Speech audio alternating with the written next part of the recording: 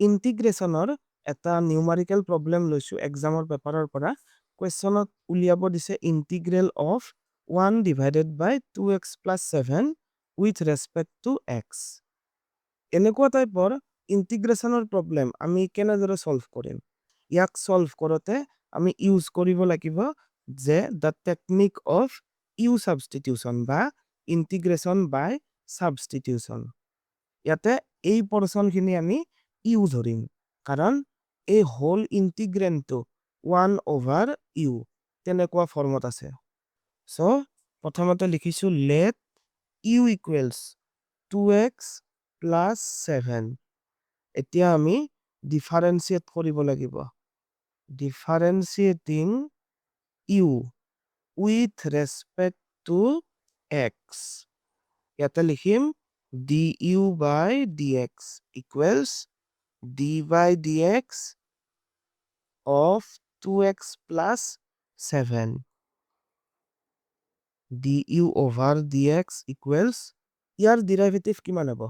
2x ৰ derivative 2 আৰু 7 ৰ ডেৰিভেটিভ 0 এতিয়া du সেপাৰেট কৰা সো 2 dx এতিয়া মেইন প্ৰব্লেমটোত যেটো ফাংচন দিয়া আছিল তাক আকৌ লিখা given integral of 1 over 2x plus 7 dx ইয়াতে ইন্টিগ্ৰেণ্ডত যেটো x ভেৰিয়েবল আছে তাৰ ঠাইত আমি u ভেৰিয়েবল লৈ আহিম আৰু ইয়াতে যদি u ভেৰিয়েবল আহে ইয়াতে কি লিখিব লাগিব du লিখিব লাগিব du লিখা মানে কি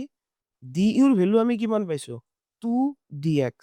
সো এইখিনি পৰ্চনত আমি 2 dx আনিব লাগিব এতিয়া ইন্টিগ্ৰেল অফ 1 over এইখিনি মানে কি ধৰিলো u 1 over u দেন আমি ইয়াতে লিখিম dx যেহেতু ইন্টিগ্ৰেণ্ডত ভেৰিয়েবল u আছে সো ইয়াতে আমি উইথ ৰেসপেক্ট টু u লিখিব লাগিব অৰ্থাৎ du লিখিব লাগিব so integral of 1 over u নাও যদি ইয়াতে du লিখিব লাগে এইখিনি পৰ্চনত আমাক কি লাগিব যে 2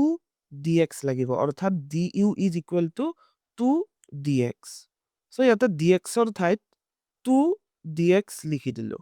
নাও এইটো লাইন আৰু এইটো লাইন ইকুৱেল হয় না নহয় চোৱা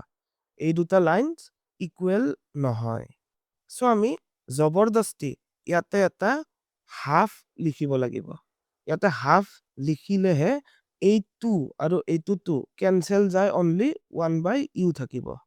সো হাফ টো এটা কনস্ট্যান্ট সো ইয়াক ইন্টিগ্ৰেল সিম্বলৰ আগলৈ আনা half then integral of 1 by u 2 dx মানে কি যে du ইয়াতে লিখি দিবা since du is equal to 2 dx half integral of 1 by u মানে কিমান যে log u আৰু লাষ্টত এটা আমি কনস্ট্যান্ট টাৰ্ম c এড কৰি দিব লাগিব সো half log u মানে কি ধৰিছিলো 2x plus 7 then plus c এইটো হৈছে আমাৰ required answer thank you